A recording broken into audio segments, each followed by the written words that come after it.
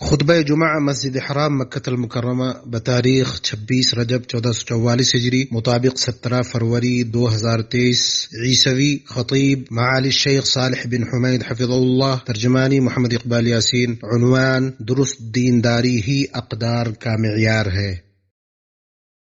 ہر طرح کی تعریف اللہ کے لیے جس نے اپنی قدرت سے کشتیوں اور افلاک کو روا دوا کیا، آدم کو چنا اور فرشتوں سے ان کے لیے سجدہ کرایا۔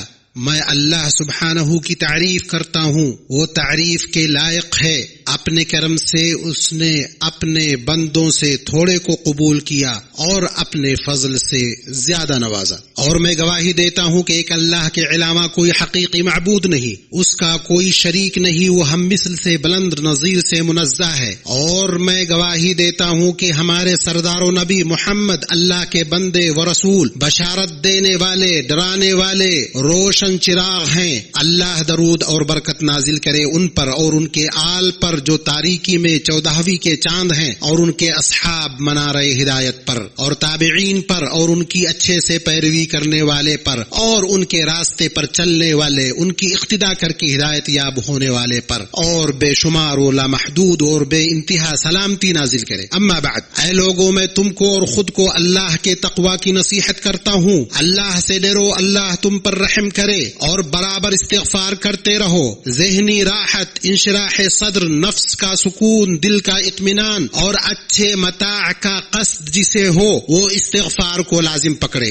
تنزیل عزیز میں ہے، اور یہ کہ اپنے پروردگار سے بخشش مانگو اور اس کے آگے توبہ کرو، تو وہ تم کو ایک وقت مقررہ تک متاع نیک سے بہرہ مند کرے گا، اور ہر زیادہ عمل کرنے والوں کو زیادہ ثواب دے گا۔ جسے قوت اور صحت و عافیت چاہیے وہ استغفار کرتا رہے۔ تم اپنے پالنے والے سے اپنی تقصیروں کی معافی طلب کرو اور اس کی جناب میں توبہ کرو، تاکہ وہ برسنے والے بادل تم پر بھیج دے اور تمہاری طاقت پر اور طاقت و قوت بڑھا دے۔ مصائب سے حفاظت اور حوادث سے سلامتی کے خواہاں کو ہمیشہ استغفار کرنا چاہیے، اور اللہ تعالی ایسا نہ کرے گا کہ ان میں آپ کے ہوتے ہوئے ان کو عذاب دے، اور اللہ ان کو عذاب نہ دے گا اس حالت میں کہ وہ استغفار بھی کرتے ہوں۔ اے مسلمانوں، تہذیبوں کا قیام اور ان کا عروج، ان کا سقوط و زوال، سب کا انحصار اس پر ہے کہ ان میں اقدار و مبادی کیا ہیں اور زندگی کے تئیں ان کا نقطہ نظر کیا ہے۔ اسی طرح ان کی بقا اور قوت کا انحصار اس پر ہے کہ انسان کے سلوک کو مثبت کرنے اور اس کی تربیت میں ان کے معیار کیا ہیں۔ کوئی بھی امت اپنے کارناموں اور آداب کی چیزوں میں سے کسی پر اس قدر حریص نہیں ہوتی جس قدر وہ اپنی ان تہذیبی اقدار پر ہوتی ہے جو اس کی زندگی، اس کے جوہری معاملات کی تشکیل کرتے ہیں اور اس کو سربلند کرتے ہیں۔ مسلمانوں،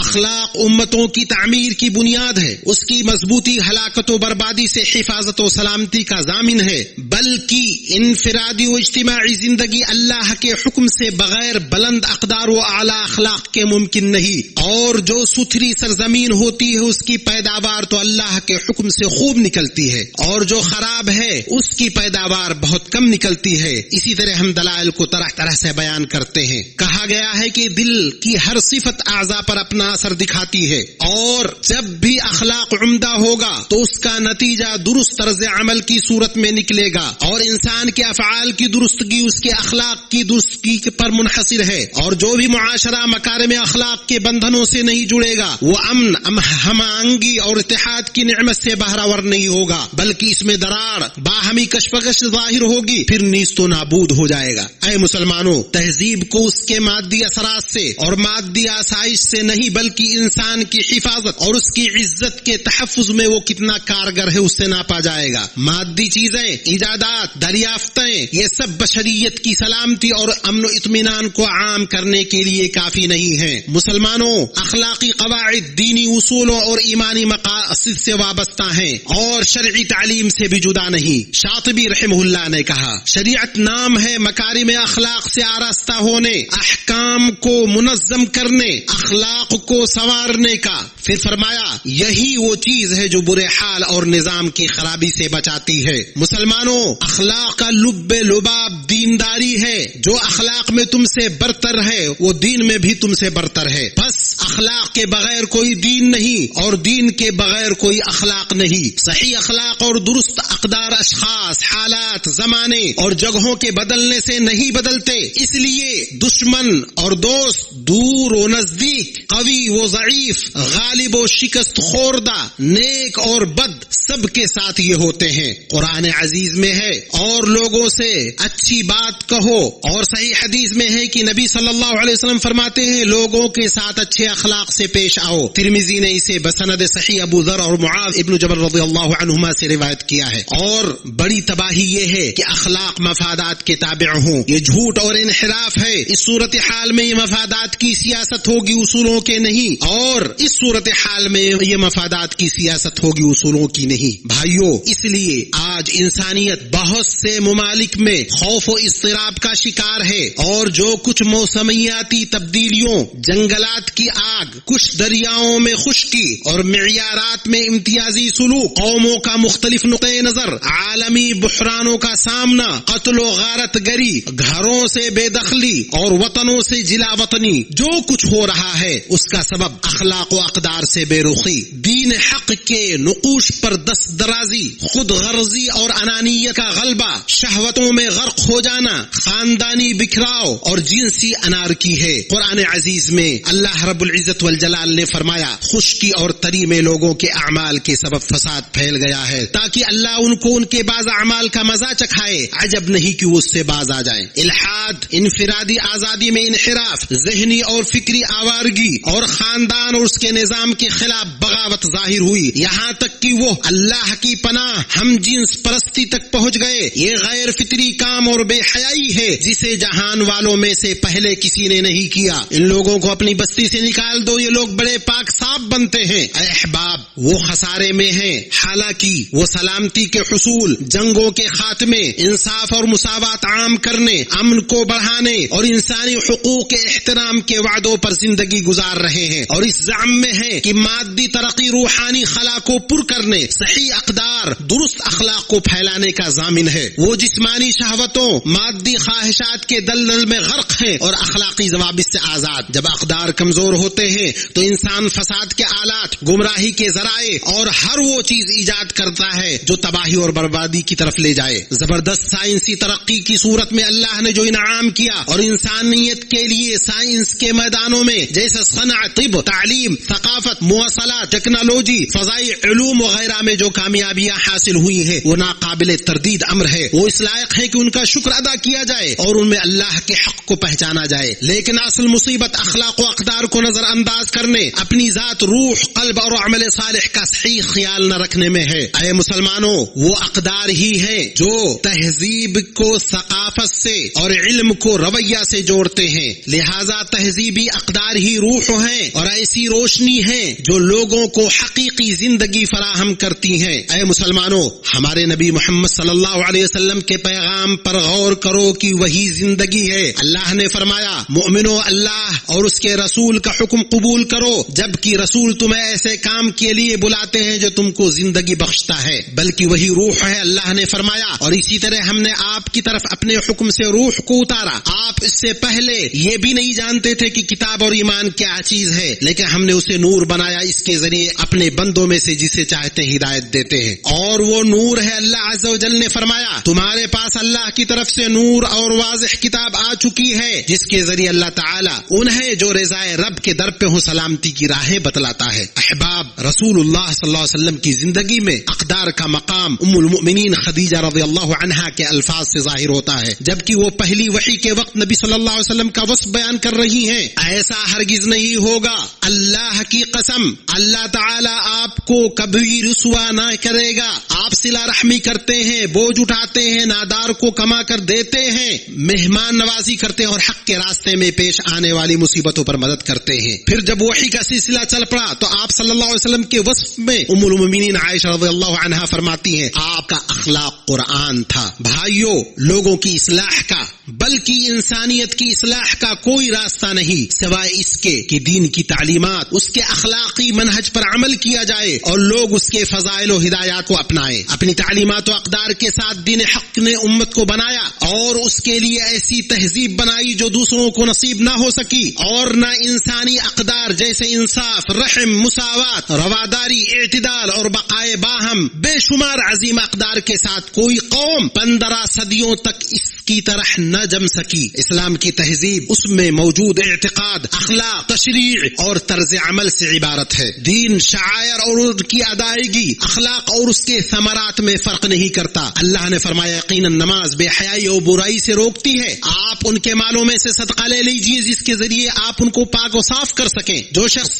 ان میں حج لازم کر لے وہ اپنی بیوی سے میل ملاپ کرنے، گناہ کرنے اور لڑائی جھگڑے کرنے سے بچتا رہے۔ بتاؤ تو علم والے اور بے علم کیا برابر ہو سکتے ہیں؟ اندھا اور بینا برابر نہیں، نہ وہ لوگ جو ایمان لائے اور بھلے کام کیے بدکاروں کے برابر ہیں۔ مسلمانوں، اور اگر آپ ہمارے مذہب میں اخلاقیات کے مقام کی مزید وضاحت چاہتے ہیں تو سخت ترین اور تاریک ترین حالات میں اسلام کے اقدار کو دیکھیں اور غور کریں کہ حالت جنگ اور معرکہ آرائی اور لڑائی کے شدت کے وقت مسلمانوں کا قائد اپنے فوج سے کہہ رہا ہے خیانت نہ کرنا، غداری نہ کرنا، مثلا نہ کرنا، کسی بچے، بوڑھے، آدمی، عورت کو قتل نہ کرنا، کسی کھجور کے درخت کو نہ کاٹنا، اسے نہیں جلانا، کسی پھلدار درخت کو نہ کاٹنا اور کھانے کے علاوہ کسی اور مقصد کے لیے بکری، گائے اور اونٹ کو ذبح نہ کرنا۔ اور تم ایک ایسی قوم کے پاس سے گزرو گے جنہوں نے اپنے آپ کو عبادت خانوں میں محدود کر لیا ہے، تو انہیں اور جس چیز کے لیے انہوں نے اپنے آپ کو الگ کیا چھوڑ دو۔ اسلام میں جنگ امن اور سلامتی کو عام کرنے کے لیے ہے۔ اے ایمان والو، اسلام میں پورے کے پورے داخل ہو جاؤ، اور اگر وہ صلح کی طرف جھکیں تو تم بھی صلح کی طرف جھک جا۔ اللہ پر بھروسہ رکھ۔ نبی صلی اللہ علیہ وسلم نے حلف الفضول کی تعریف کرتے ہوئے کہا مجھے پسند نہیں کہ اس کے عوض مجھے سرخ اونٹ دیے جائے، اگر اس طرح کی دعوت اسلام میں مجھے ملتی تو میں قبول کر لیتا، کیونکہ یہ ایک مثبت معاہدہ ہے، ایک ایسا معاہدہ جو امن کے اقدار کو تقویت دیتا ہے۔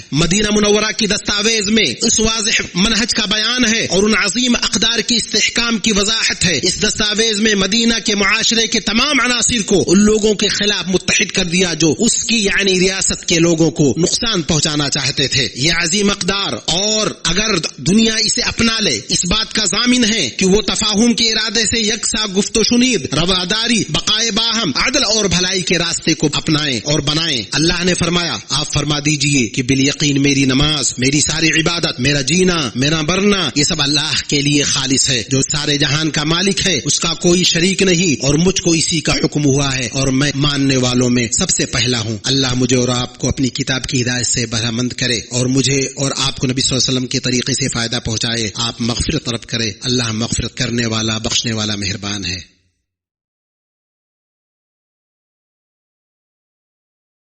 ہر طرح کی تعریف اللہ کے لیے، اس نے اپنی توحید پر دلیلیں قائم کی اور مخلوق کے لیے اپنی حکمت کے عجائب ظاہر کیے۔ میں اللہ سبحانہ کی اس کی بھرپور نعمتوں پر تعریف کرتا ہوں اور اس کی توفیق و ہدایت پر شکر بجا لاتا ہوں، اور میں گواہی دیتا ہوں کہ ایک اللہ کے علاوہ کوئی معبود حقیقی نہیں، اس کی ربوبیت و الوہیت میں اس کا کوئی شریک نہیں، اور میں گواہی دیتا ہوں کہ ہمارے سردار اور نبی محمد اللہ کے بندے اور تمام مخلوقات کی طرف بھیجے گئے رسول ہیں۔ اللہ ان پر درود و سلام نازل فرمائے کہ آپ نے جنت کی بشارت دی، اس کے عذاب سے ڈرایا، اور ان کے آل و اصحاب اور رشتہ داروں پر اور تابعین اور ان کے اچھے سے پیروی کرنے والوں پر اور جو ان کے نہج اور ملت پر چلے ان پر۔ پیارے بھائیوں، اسلام کے اقدار اور اس کی تہذیب کی بنیاد دین، توحید خالص، اللہ کے کلمے کی سربلندی کے لیے جہاد کرنے اور عقیدہ پر فخر کرنے پر ہے، اور اس وضاحت کے ساتھ یہ بلندی انصاف، رحمت اور انسانیت کے اعتبار سے سب سے عظیم ہے جسے تاریخ نے جانا۔ اسلام کی تہذیب کا رجحان انسانی ہے اور اس کا رخ عالمی ہے۔ اللہ نے فرمایا اے لوگو، ہم نے تمہیں ایک مرد و عورت سے پیدا کیا اور تمہیں کنبوں اور قبیلوں میں بانٹ دیا تاکہ ایک دوسرے کو پہچان سکو۔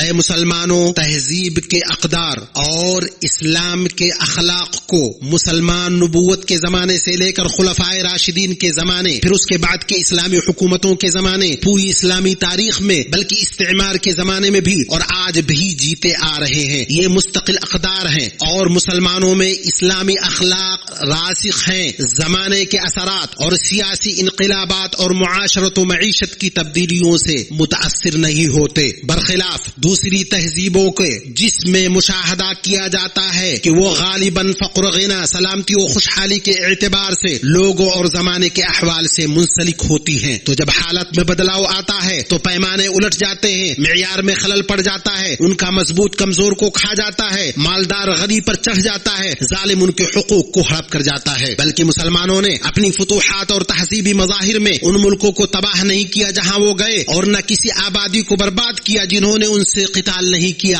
اور نہ ان پر ہتھیار اٹھائے، انہیں نہ قتل کیا نہ ان سے لڑائی کی۔ جہاں تک دوسروں کی تہذیبوں کا مسئلہ ہے، وہ جن ملکوں میں داخل ہوئے انہیں تباہ و برباد کر دیا، وہاں رہنے والوں کو بے گھر کیا، آبادیوں کو تہس نہس کیا، عزت داروں کو ذلیل کر کے رکھ دیا۔ اور اس کی وجہ صرف یہ ہے کہ اسلام کے اقدار، اس کی تہذیب اور اخلاق، عقیدہ، وہ شریعت کے احکام اور اسلام کے اخلاقی معیار سے منسلک ہے۔ اے لوگو، اللہ سے ڈرو، اس آیت کے سلسلے میں غور کرو کہ آپ کا رب ایسا نہیں کہ کسی بستی کو ظلم سے ہلاک کر دے اور وہاں کے لوگ نیکوکار ہوں۔ بعض مفسرین نے کہا یعنی وہ صرف کفر کی وجہ سے ہلاک کیے جانے والے نہیں تھے، یہاں تک کہ کفر کے ساتھ بگاڑ بھی آ گیا تو شعیب علیہ السلام کی قوم کو ناپتول کی وجہ سے ہلاک کیا گیا اور قوم لوط بدکاری کی وجہ سے ہلاک کی گئی۔ اہل علم کہتے ہیں اس بات پر دلیل ہے کہ دنیا میں نیست و نابود کیے جانے کے عذاب سے شرک کے مقابلے میں نافرمانیاں زیادہ قریب ہیں، ہر چند کی آخرت میں شرک کا عذاب زیادہ بڑا ہوگا۔ یہ سب باتیں رہی اور درود و سلام بھیجو نبی صلی اللہ علیہ وسلم پر، اللہ نے اس کا حکم دیا ہے، اللہ تعالی اور اس کے فرشتے اس نبی پر رحمت بھیجتے ہیں۔ اے ایمان والو، تم ان پر درود و سلام بھیجو۔ اے اللہ، درود و سلام اور برکت نازل کر تیرے بندے اور رسول نبی